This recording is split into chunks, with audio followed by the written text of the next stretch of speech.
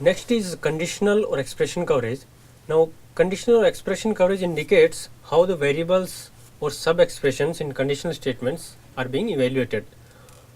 Only the expressions with the logical operators are considered for this particular coverage.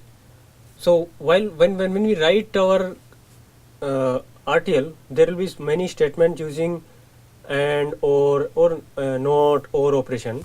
So we need to make sure that all these expressions are being covered. Now to calculate the percentage of this particular coverage, what you will do is it will check the all the possible cases for those particular expressions, and it will it will calculate, tool will calculate how many cases are being covered, and then it will try to find out what percentage of those particular cases are being covered. Let's take an example for this. Now I have one example here where I have an if statement. I have two conditions, A and B, and I have another condition, C and D. Now this if statement can be evaluated true, either condition 1 is true, A and B is true, or C and D is true. Now for conditional coverage, tool wants to make sure that both these conditions are true. Now for exercising of the code for this if statement, whatever code is here, if you want to exercise that, for that any one of these are true, and you can enter here and you can exercise. But we want to make sure that it has entered here for both the cases where this is true and or this is true or both are true. So tool will try to find out the cases where all these three have happened. That comes under conditional coverage. Now for expression coverage, tool will try to evaluate for each and every expression against all possible values of operands A and B. For example, for this A and B, there are many values of A and B, not many values. It will be take 0 or 1. So for this particular expression to be evaluated, if A is 0, I don't care about B. If B is 0, I don't care about A, or both are 1, 1. So these are possible cases for this for evaluation of this particular condition, and same thing for this also. Now tool will try to find out all these three cases in our simulation, whether all these three cases are being covered or not for this particular expression. So that is something called expression coverage.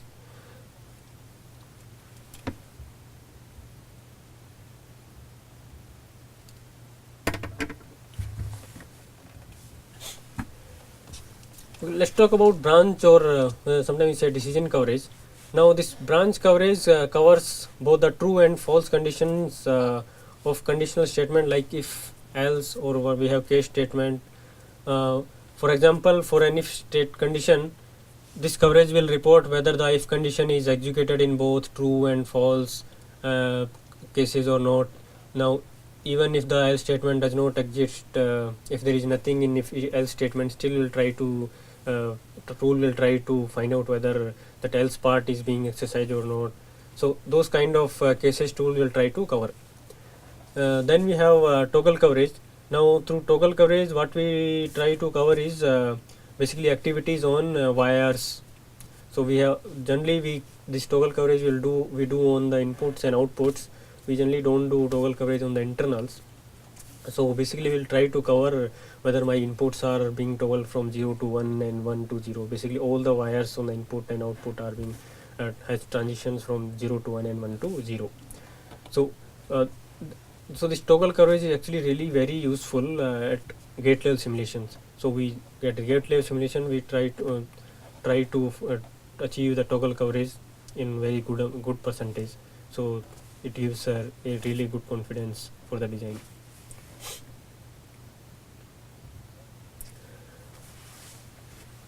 Path coverage. Now in path coverage, what we try to cover is different paths in our design. Now when designer writes code, we generally write code through in using if, else and case statement. So these if, else and case statement basically will create different paths in our design. Now we try to cover all these different paths. For example, I have one if statement. Under this if statement, I again have one statement here, and then I have case statement where it bifurcates into three different things. Now how many paths I have? If I can go this side, then I can go here, or from here I can go here, then I can go here. So this side again I have three paths, and again I can come here, go here, or like this. So three paths again I have. So there are total 6 paths. For branch this if branch coverage, I can cover this condition independently, but for a complete path, if I want to make sure whether it has exercised this path or this path or this path, I need to perform the path coverage.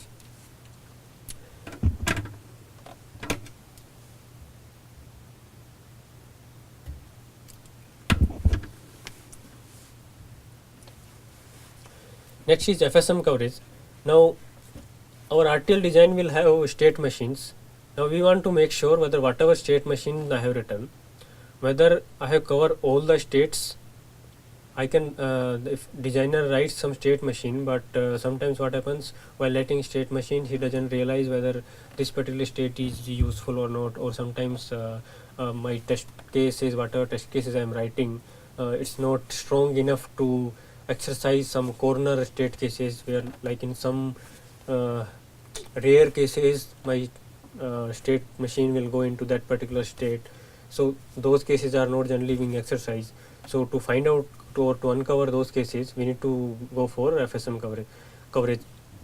Now FSM coverage will do basically two things. One thing it will do is whether all states are being covered or not, and next thing it will do is whether there are transitions, all possible transitions have happened or not.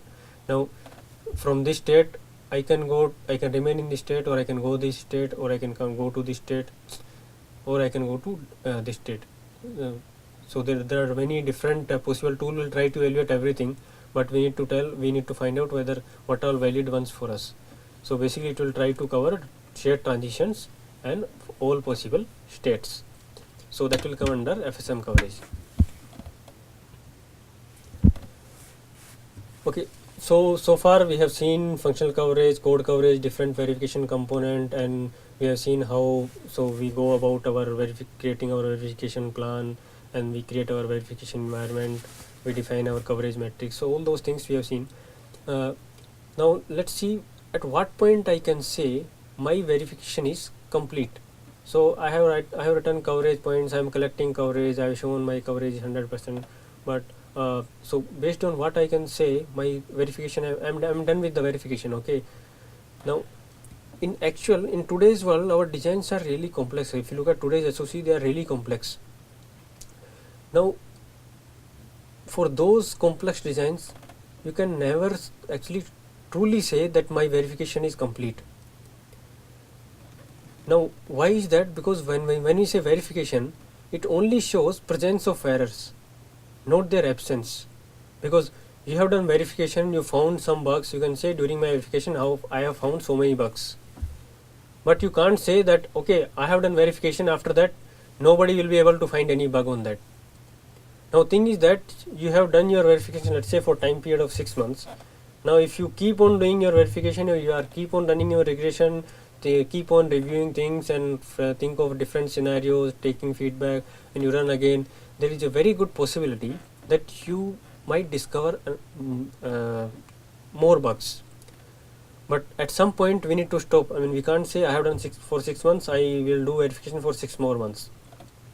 That thing we can't do. So because in the next 6 months, till 6 months you have found many bugs, in the next 6 months you may find only 1 or 2 bugs. So at some point we need to stop. So basically what we do is we monitor all these bugs, whatever bugs or issues we are finding in RTL, and we plot that in a chart.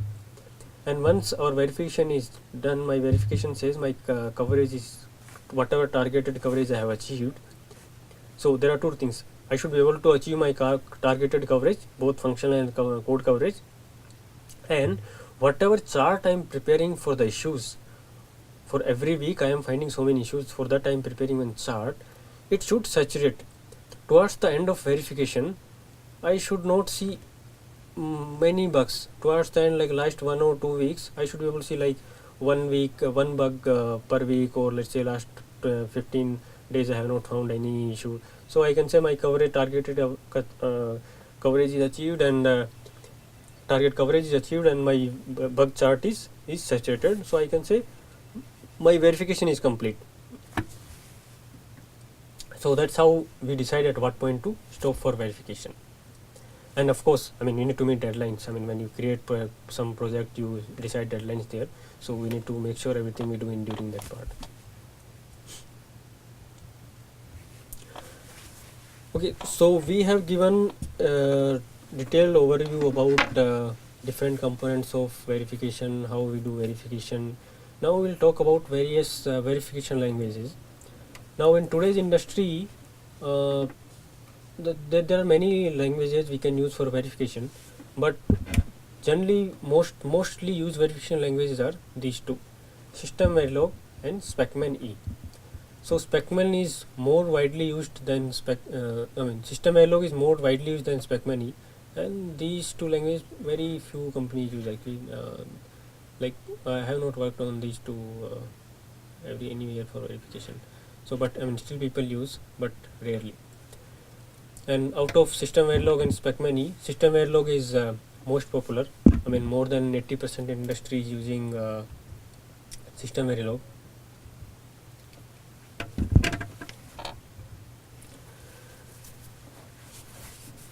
Now we have seen how we create verification environment. We use System Verilog language to create that verification environment. But when I am creating my verification environment, I create my verification environment in my way. Let's say I create in my way. Somebody else create the verification environment in his way. So it depends on individual's coding writing style. So when I write in my style, somebody writes in his style. Now there will be usability issues. Somebody else won't be able to use our code. And again, when I create my environment, there will be the kind of structure I create for environment can be different from other person. Other person can decide, okay, my hierarchy will be different. I will merge my generator and driver into one component. I will say, okay, this is my driver which will do generation part also. So those kind of things can be there. Now, because those kind of things will be there because there is no standard things to do the verification. And when you do verification in that way, it becomes a really issue for maintenance related things. And if some new person comes, let's say in one organization, some verification engineer is working, he did something based on his understanding this particular organization's standards, where they follow certain hierarchy, they follow certain rules. But when he goes to some other organization, they follow different thing, and it becomes really bad for that particular verification, because for him understanding their environment and their things will be very difficult, because they have written or somebody else has written the code. So it becomes very time consuming. Runtime time becomes very high if you don't do things in a standard way. So basically we need a certain way of doing verification. So we need certain rules, certain guidelines to do the verification, which we called as the methodologies. So basically we standardize the things. Okay, everybody should need to do things in this particular manner. He said there are certain rules which those rules should be followed by everyone. I mean, there is no hard and fast rule that you should follow this only. Everybody in industry will follow this, but those are guidelines. If somebody follow these guidelines, it will be very time saving and it will be really useful. Now, so that's why we go for methodologies. So methodology actually really helps. So methodologies facilitate the construction of standard verification environment and tests. So basically it says in what way you should construct your verification environment, what all components should be there, how you should structure those components, how should you arrange your test cases. So by doing that, actually it provides a really reusable machinery where you can just take the component from others and you can reuse. And again whatever common thing, because everybody is more or less, if everybody starts from scratch, they will be doing the same thing. So what methodology does is it will take some common things and we create some libraries using those common things, and we put those things into one place and everybody can start from that. So basically it methodology gives us a really reusable machinery in form of libraries. In System Verilog we have System Verilog classes. We create some code using those System Verilog classes, and we put when somebody has already put those libraries at some place, and everybody starts using from those libraries. So and now we have already told that there are certain guidelines which everybody should follow. If there are guidelines, there will be less